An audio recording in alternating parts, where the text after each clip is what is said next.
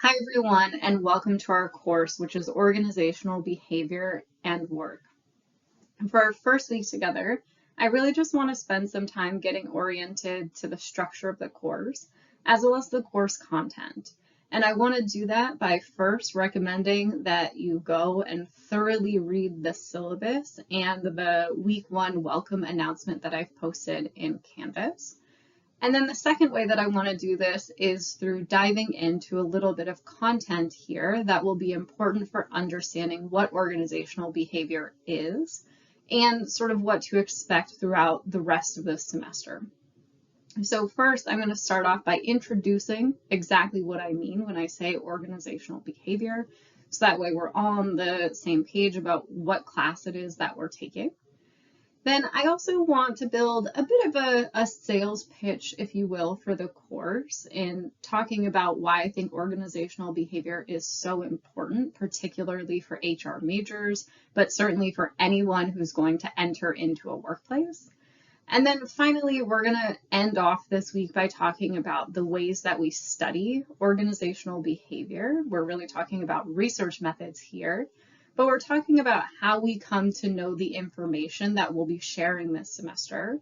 And here I'll introduce some important concepts that'll be important for understanding sort of how to evaluate claims or how to evaluate how strong evidence is in support of particular organizational practices. So let's go ahead and get started. First, I want to pose this question to you, which is, what is organizational behavior? And maybe you can take a second to pause here and reflect on what you already know about organizational behavior. You might have learned a little bit about OB from an HR course or some of your other coursework, or you may be able to piece together what OB means simply from the title organizational behavior. But I want you to think here first about what organizational behavior might mean, and second about how it's different from but connected to HR. You've had a second to reflect on that question, and now I want to give you a formal definition of what organizational behavior is. And I'm going to start off with a really broad definition. And that broad definition is that organizational behavior is a systematic study of how individuals and groups act at work. Now, this is exceedingly broad because this would include any individual behavior in any interpersonal interaction that happens in a work setting. So it might help to firm up this definition a little bit. So a definition that I think captures organizational behavior a little bit better is that organizational behavior seeks to understand, explain, and improve the attitudes and behaviors of people and groups within organizations. In other words, organizational behavior is all about understanding how people feel and behave at work, and not just understanding what people tend to do, but understanding how we can improve how people feel and behave at work. Then we can clearly see how this relates to HR. If we think about HR, it's very much about systems in the workplace, right? It's about policy, it's about practice, it's about procedures within the workplace. And here, these are really two halves of a whole. With organizational behavior, we want to understand what drives attitudes, what drives behaviors at work. For example, how can we motivate people at work? How can we make them happy? Then we want to craft all of these HR policies, practices, and procedures in that context, right? Knowing how to best create organizational environments that are motivating, that are enriching, that are fulfilling, that help employees be healthy and happy at work. Then I also want to mention that OB is a very interdisciplinary field. Throughout our time together this semester, we're going to draw on research from psychology, sociology, political science, economics, and medical science, amongst other fields. So this is something that has a really rich and deep history in lots of different disciplines.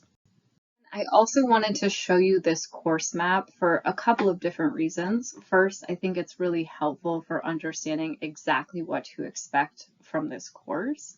And again, this gives you this realistic preview so you know if this is the right course for you while you can still shop around during ad drop. And the second reason why I think this is really helpful is because it really helps firm up exactly what organizational behavior is, because it shows us all of the topics that we care about in organizational behavior. So I actually want to start at the very end of this map with the individual outcomes that we care about in organizational behavior. And typically, as I just defined it for you, we're interested in job attitudes, so how employees feel on the job, and job behavior, or how employees perform and the other types of behaviors they engage in at work. We're going to start our semester by talking about these key outcomes, and I'm going to try to give you this pitch that we really do care about how people feel and behave at work.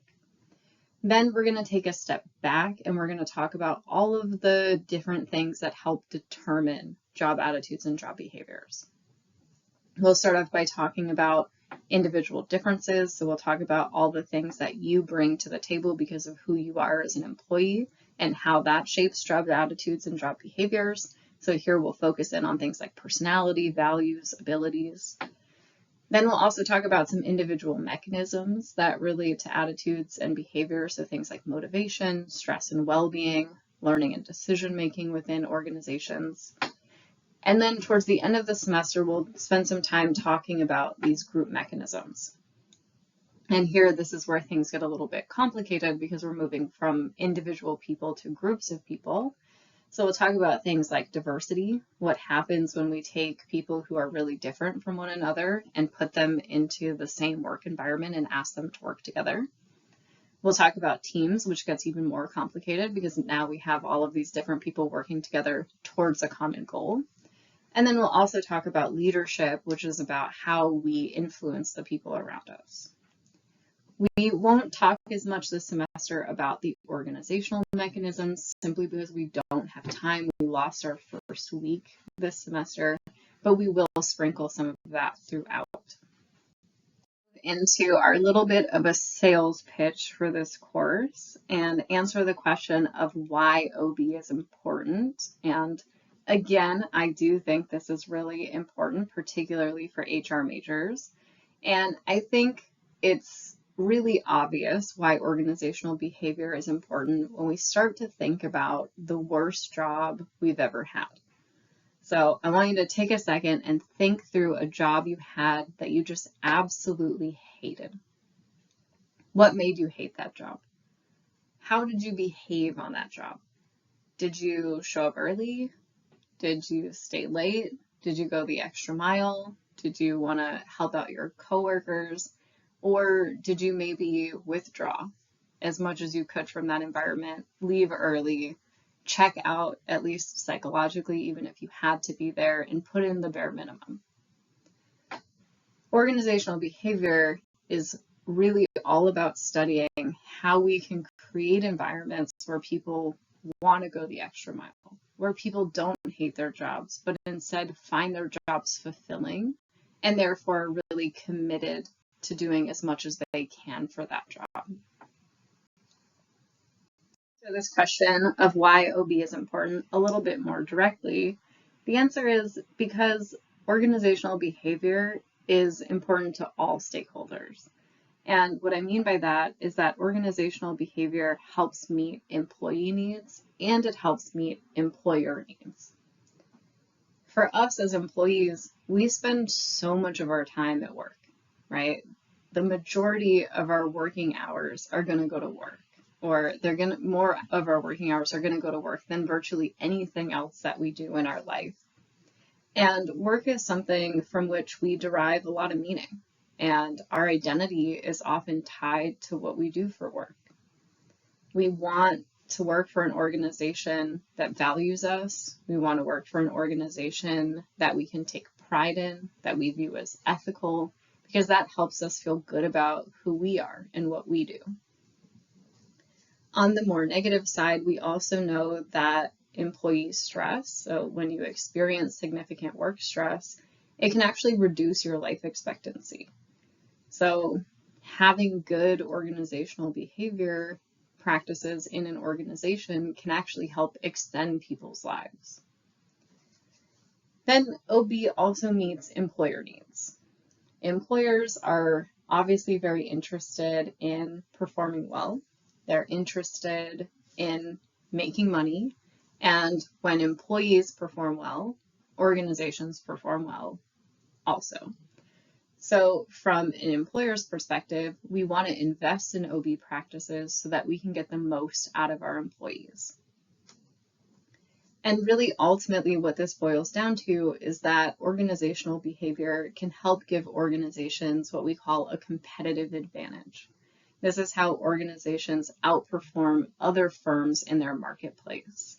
And one of the key features that we need to gain a competitive advantage is inimitable human capital. We need the people in our organization to have something special that the people in other organizations don't have. And organizational behavior helps us understand how to select those kinds of people, but then again, how to create a workplace where we can maximize what we get from our employees. I wanted to share this quote with you because I think it really underscores a problem in organizations and the importance of investing in organizational behavior. So the quote is, "One must bear in mind that half of organizations won't believe the connection between how they manage their people and the profits they earn. Half of those who do see that connection will do what many organizations have done. They'll try to make a single change to solve their problem, not realizing that the effective management of people requires a more comprehensive and systematic approach. Of the firms that make comprehensive changes, probably only about half will persist with their practices long enough to actually derive economic benefits." This again really underscores how OB can help us gain that competitive advantage. If we are in the 1/8, if we're the organization who sees this connection and then invests in positive organizational behavior practices and creates this environment that is systematic, that does have all of these practices really comprehensively embedded in that environment, our employees are going to perform better than the other 7/8 of the organizations. And that means our firm is also going to outcompete those other firms. Brings us to our final topic for today, which is how do we know things about organizational behavior? Here again, I'm going to introduce some statistics and research methods concepts. We're going to keep that pretty light, but it's really just to answer the question of how we gain knowledge about organizational behavior. Throughout the semester, I'm going to tell you that we know stuff, and I'm going to draw on studies and data and all of these sorts of things. And I want to make sure we understand exactly what process we go through to learn these facts. First, I want us to entertain whether organizational behavior is simply common sense and sort of think through whether we need these fancy research methods to understand organizational behavior, or whether we can really just rely on conventional wisdom to lead us in the right direction. So here I've put together some potential facts about organizational behavior that might align with our conventional wisdom about how things work in the world of work. And I want us to go through and evaluate whether we think these statements are true or false based on that conventional wisdom. So I'm going to read these off, and I want you to kind of think through whether you think these are true or false for each statement. First statement, brainstorming in a group is more effective than brainstorming alone. Second statement, the best way to help someone reach their goals is to tell them to do their best. Third statement, if you pay someone to do a task they routinely enjoy, they'll do it even more often in the future. Final statement, people perform worse on days with bad weather. So going through these, the first one, brainstorming in a group is more effective than brainstorming alone, is actually false. This is something that we hear all the time, but we actually see that people are more creative on their own, because when we brainstorm together in a group, we tend to get sort of locked in on the first idea. Then our second statement here is also false. The best type of goal that we can give someone is a goal that's difficult and specific. If we tell somebody to just do their best, that's not very directive in terms of how they should invest their effort. Then our third statement is also false, and it's kind of a conundrum for work, because obviously we set up work to give monetary rewards and hope that that makes people perform better. But what we find is that if you like a task already, if you then get paid to do that task, you actually like it less and do it less. And then finally, people perform worse on days with bad weather is also false. And even though we have this kind of idea that maybe we're in a bad mood on bad weather days, we actually see that people perform worse on days with good weather because they're more distracted.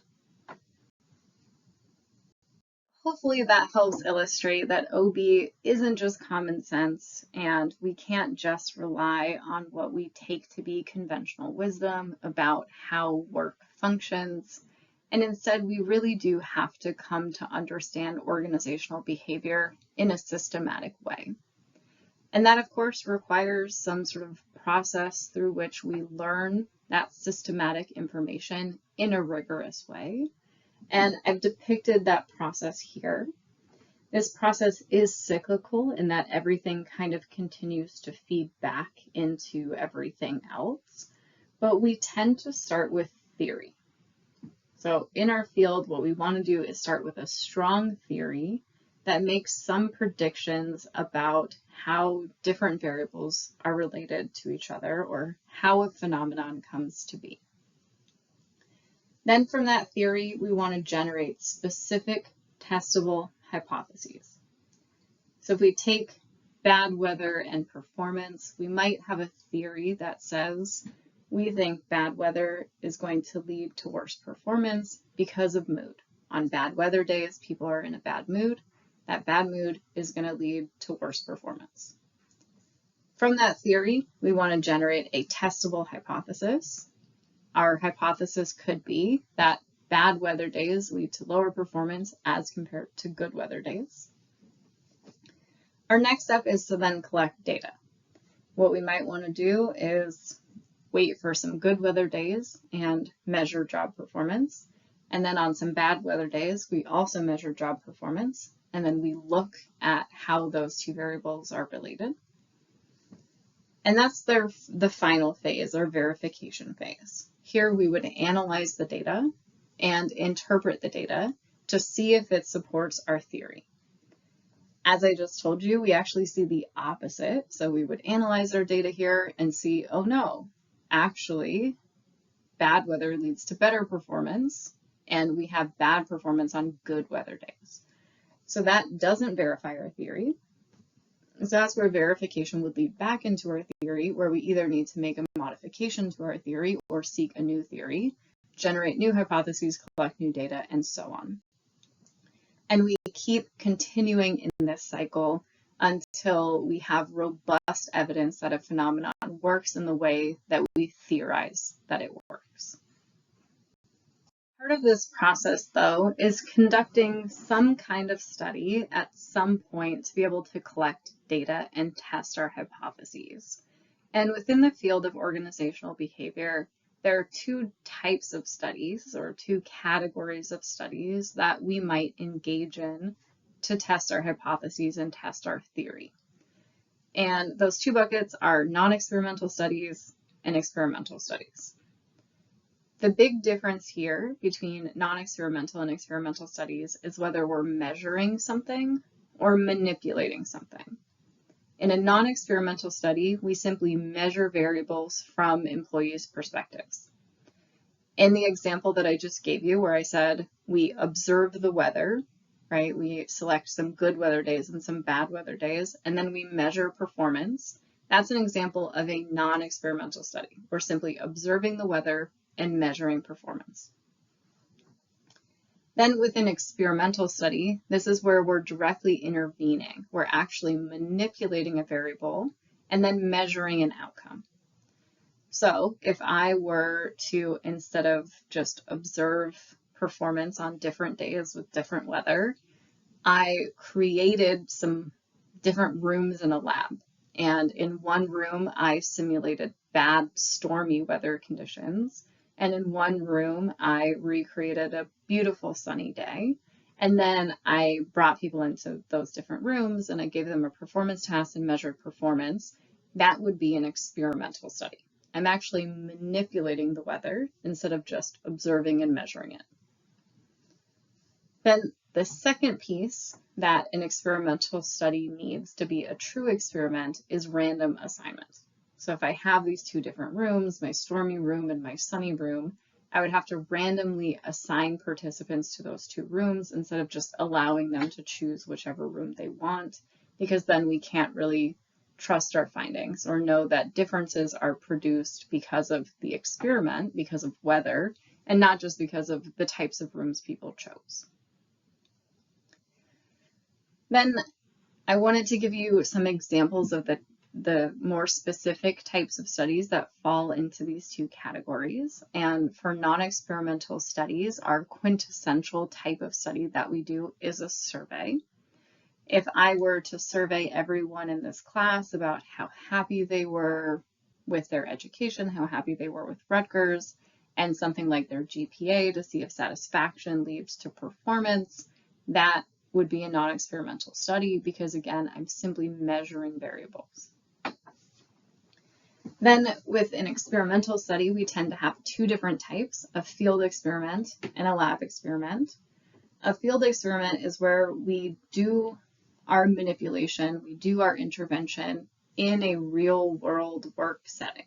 So we're going to actually go into organizations, we're going to manipulate something, intervene in some way with real employees, and then measure their actual performance or their actual job attitudes. With a lab experiment, that's more like that contrived situation I just told you about, where we have our stormy room and our sunny room, where it's not going to be in a real setting at work, and instead it's going to be in some sort of artificial setting that we've created. Now, there's a trade-off in field experiments and lab experiments. So they both have advantages and disadvantages, but they each maximize something different. With our field experiments, they're very realistic, but they don't allow us to have as much control as a lab experiment.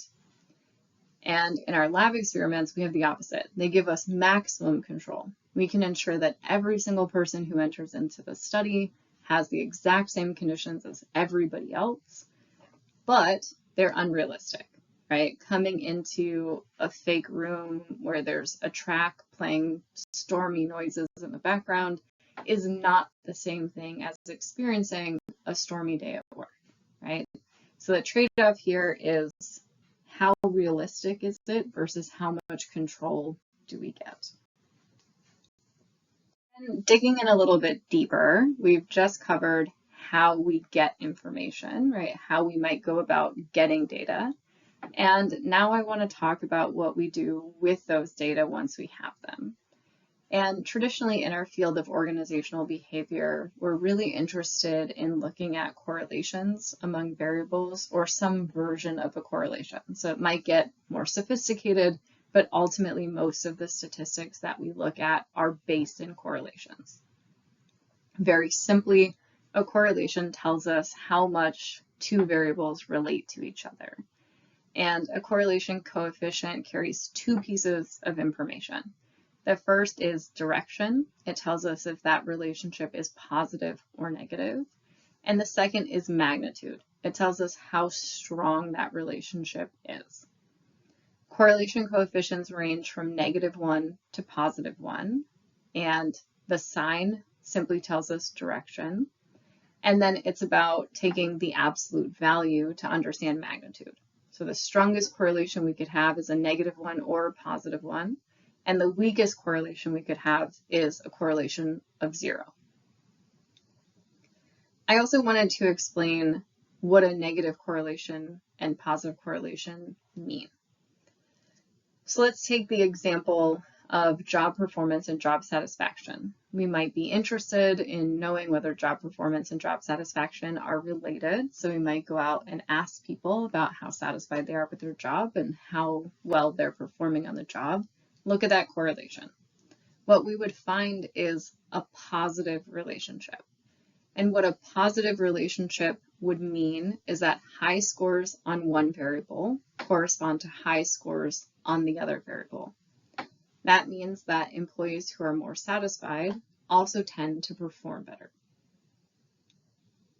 If we replace job satisfaction with stress, we would observe a negative relationship.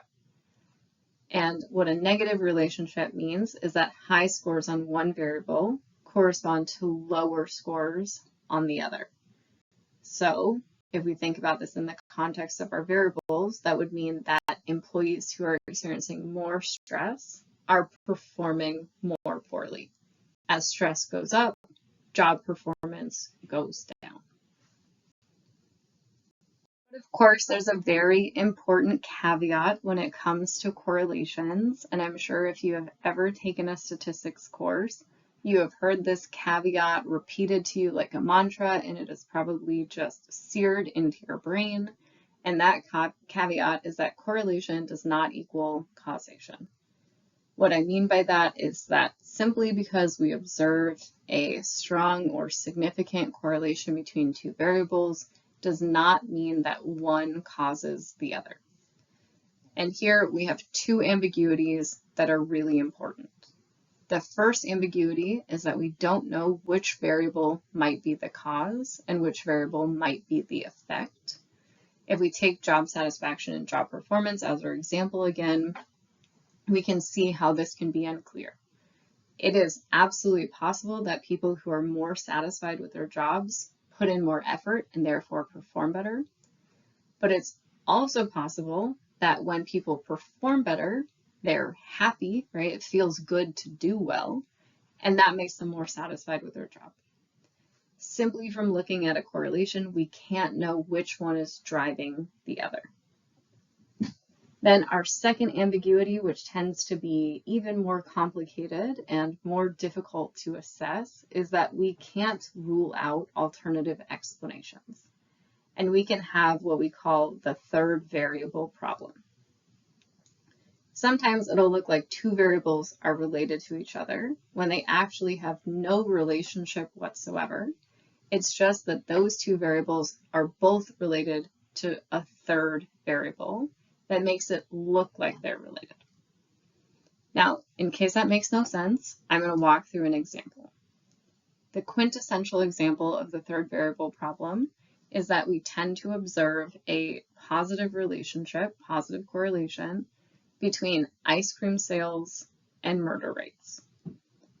Now, I suppose it's possible that after people murder people, they want to go out and get a tasty treat, so they go for ice cream. So there's some sort of causal relationship, but really there's no logical reason why ice cream sales and murder rates should be related.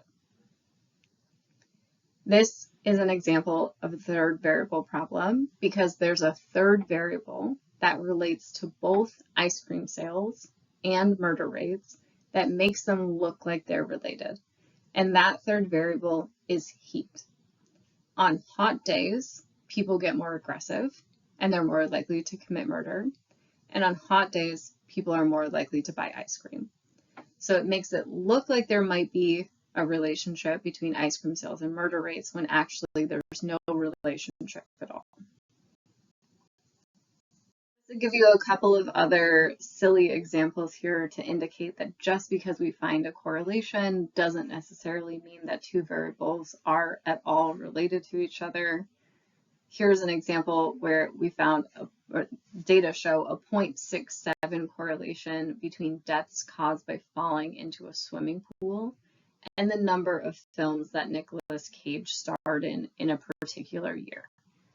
Now, there's simply no logical reason why we think these two variables should be related to each other. One more example, there's a 0.95 correlation, which is almost a perfect correlation between per capita cheese consumption and the number of people who died from becoming tangled in their bed sheets. Now, I suppose it's possible that people gorge themselves on cheese and then they get very sleepy and they get tangled in their bed sheets and die, but it's more logical to think that these are just related to each other completely as a fluke, that there's no true relationship here. And this really underscores the importance of theory. This is why in organizational behavior, we always start with theory, because it's possible to observe relationships between variables that don't make any sense or are driven by some kind of third variable. So we always want to make sure that we have a strong theoretical rationale for why two variables should be related to each other before we try to implement some sort of practice simply based on an observed correlation. A couple of more concepts that I want to introduce here, and only one more of those is statistical. And that concept is a meta-analysis. A meta-analysis is a type of study that can be done, and it's based on correlations. And it's something that we're going to use a lot throughout this semester. So I want to make sure that we all understand exactly what a meta-analysis is.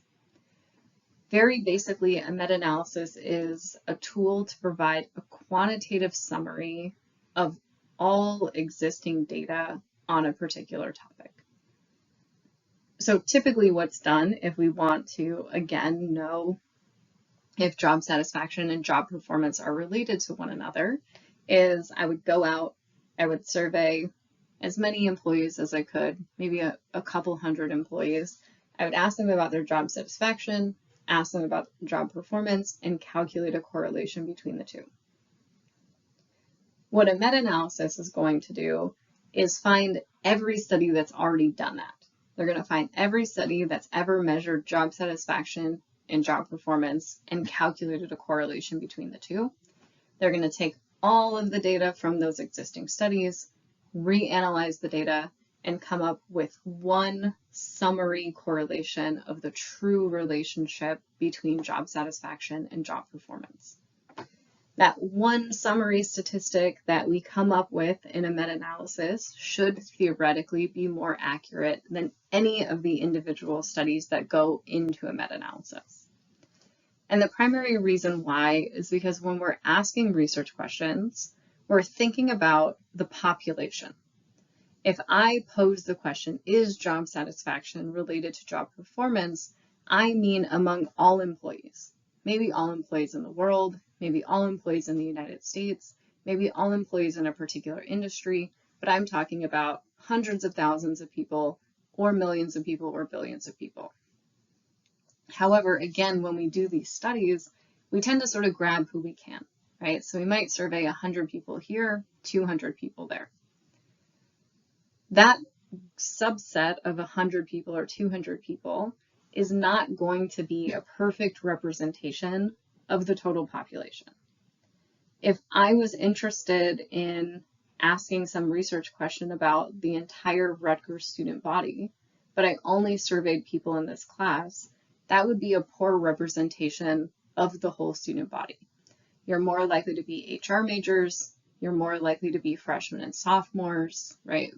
We don't have upper class folks well represented in this class. So you look different than the student body, and you're not necessarily a good representative sample.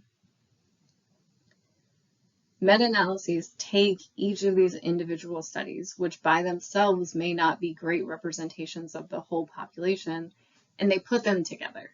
And that starts to look a lot more like the population than any one of those studies might have on its own.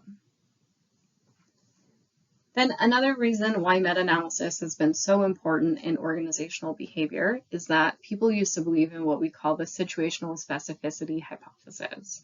And what that hypothesis states is that what works in one company might not work in another. Meta-analysis helps us answer the question of whether a finding is generalizable by putting all of these different correlations together from different studies and different populations and different employees and different industries of different ages and different races. we really get to answer the question of whether this relationship exists in general across all employees. That's obviously incredibly important for organizations because they used to believe that to understand anything about how the world of work functioned, they had to learn it in their particular organization. What we now know because of meta-analysis is that we can learn facts that are generally true of employees from a class like this, or from reading the literature, or from a meta-analysis, and we can apply that in an organizational context without needing to collect our own data from our own employees. All right, the very last topic that I want to cover for our first week is to talk about measurement. And there are a couple of different characteristics of measures that are going to be really important to understand, both to generally evaluate measures, but also to evaluate content that we're going to talk about throughout our time together this semester. The first characteristic of a measure that is incredibly important for us to think about is reliability. And reliability really refers to the consistency or the stability with which something is measured. In other words, reliability is interested in the similarity of results that you would get if you measure the same thing in the same way multiple times. As one example, we might want to know how much we weigh, and we might have a scale at home that we use to weigh ourselves. If we have high reliability of our scale that we're using at home, we would want to see that it gives us a consistent measurement every time we use it. So maybe we step on the scale and get a weight measurement, then we step off the scale, wait 5 minutes, get back on that scale, then we step off again, wait another 5 minutes, and weigh ourselves a third time.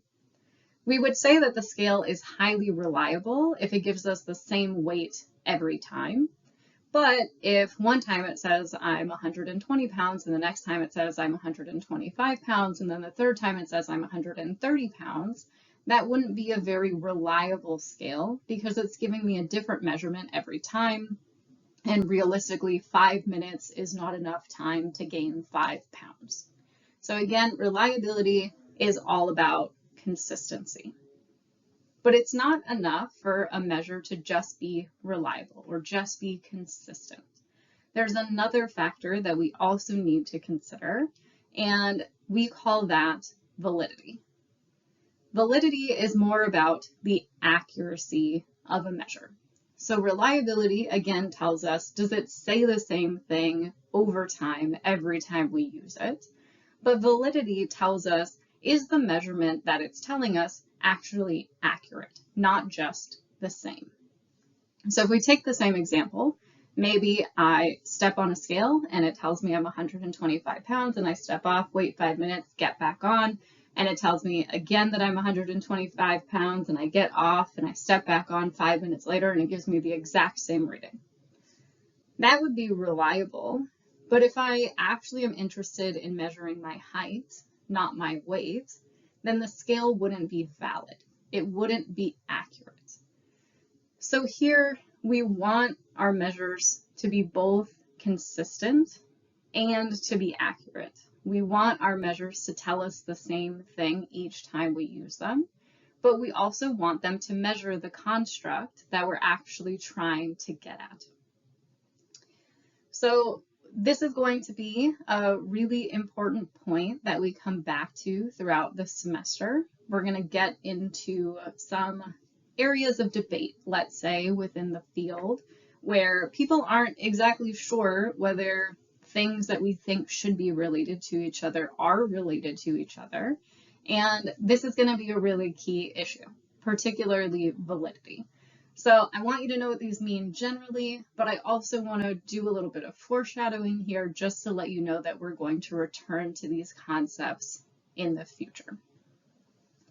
All right, that's all I have for you this week. Thank you for sort of tuning in and getting oriented to the course and what to expect throughout the semester. Next week, we're going to jump into kind of the meat of our content for this semester by talking about job attitudes. Then we're going to talk a bit about job behavior, so things like performance, And then we'll talk about individual differences, and that'll be sort of the end of content for your first exam. All right, good luck with your other classes as you navigate your first week. And if you have any questions at all about what to expect from this course, or if you have any concerns about this semester, please just let me know. Please don't hesitate to reach out.